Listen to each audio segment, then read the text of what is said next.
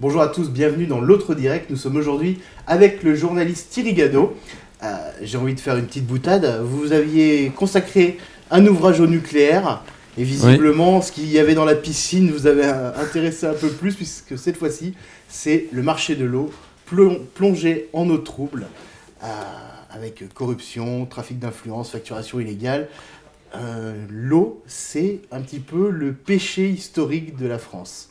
L'eau, c'est le gros péché historique de la France, puisque l'eau a été déléguée aux sociétés privées quasiment depuis la création de ce marché au lendemain de la Révolution de 1789. Et les premières sociétés privées ont été créées au XIXe siècle par l'État, mais c'était des sociétés cotées en bourse, par l'Empire en l'occurrence. Et la délégation du service public, c'est le modèle français. La France est une exception dans le monde puisque plus de 60% du marché de l'eau est délégué au privé alors que c'est à peine 5 ou 6% dans le monde entier. Alors est-ce qu'à Lyon on peut se vanter d'avoir un record ? Faut plutôt se vanter malheureux. Oui, Lyon détient un triste record, c'est la plus longue durée de délégation de service public confiée à une seule entreprise, puisque Veolia détient ce contrat depuis 1853, qui est la date de création de l'entreprise. Alors, on va aller un peu dans le vif du sujet. Vous dites que le prix moyen dans l'ouvrage est de 3,98 € par mètre cube. D'accord ? Et à Lyon, on est largement en dessous. Mais quand même, vous estimez que l'eau est trop chère à Lyon. Expliquez-nous. Alors, le prix moyen, selon les statistiques officielles, est effectivement de 3,98 € en France. Le prix à Lyon est de mémoire de 3,11 €. Et en fait, moi, j'ai rencontré un directeur des services techniques d'une ville plus petite que Lyon. Et il m'a expliqué, chiffre à l'appui, qu'il pouvait mettre en place un tarif d'1,50 € pour exactement le même service, à savoir l'eau potable, l'assainissement et toutes les taxes. Et donc ce 1,50 €, si c'est possible dans sa ville qui est plus petite que Lyon, c'est forcément possible à Lyon. Donc aujourd'hui, vous payez 2 fois trop cher par rapport au coût réel de production de l'eau. Alors quand on termine le livre, Plongé en eau trouble, on a un petit peu l'impression que ça pourrait s'appeler plaidoyer pour une gestion de l'eau en régie.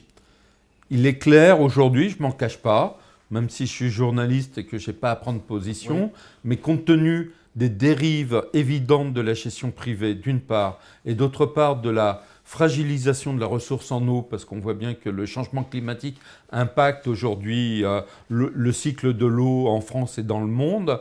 On a des périodes de sécheresse très intenses, suivies de périodes d'inondation extrêmement aiguës. Donc on a un problème de captage de la ressource, de sa qualité, plus les nouvelles pollutions. Donc tout ça fait que la gestion publique doit reprendre en main l'eau.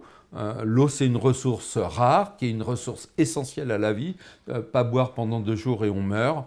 Donc pour toutes ces raisons, oui, la gestion publique doit redevenir le mode majoritaire de la gestion de l'eau. Le nucléaire, l'eau, quand on écrit des bouquins comme ça, comment on arrive à dormir après ?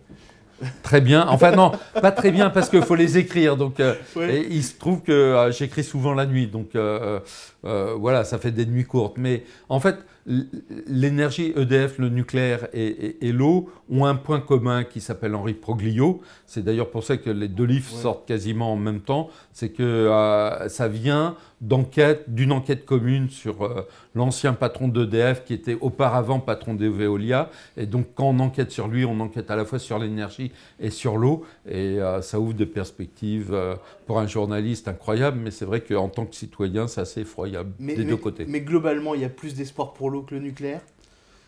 On a l'impression qu'il y a une vraie conscience de la part de beaucoup de villes sur la question de l'eau. Des villes qui commencent à revenir en régie.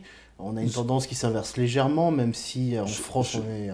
Malheureusement, je ne serais pas aussi optimiste. Je pense que ce mouvement de remunicipalisation des services publics délégués au privé a atteint son pic en 2010 avec le retour en régie publique de l'eau à Paris. Depuis, malheureusement, le privé a repris du poids, a repris de la force. La réglementation a évolué en sa faveur et on voit bien aujourd'hui que dans 90 ou 95% des cas, quand une délégation de service public est renouvelée, elle est renouvelée comme une délégation de service public. Et généralement, c'est la société privée qui gérait ce contrat qui continue à le gérer après. Donc rien ne change dans le fond. Mais la bonne nouvelle, ceux qui partent en régie ne reviennent pas en DSP.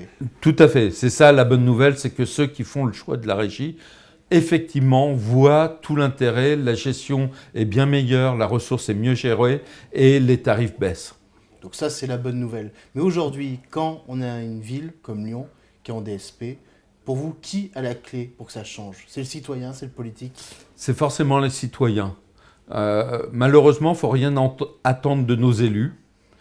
C'est extrêmement rare qu'une équipe municipale affiche avant des élections son choix de revenir dans un système public.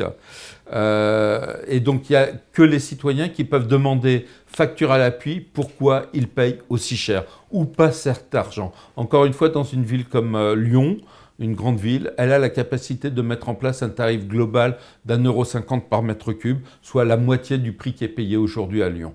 Et encore une fois, c'est aux Lyonnais d'aller voir leurs élus et de leur demander « expliquez-nous où passe la différence ». Thierry Gadot, merci. Plongé en eau trouble, c'est aux éditions Michalon. Ça se lit comme un polar et malheureusement, je ne dirai pas la fin, mais il va falloir avoir le cœur bien accroché. Merci. Merci.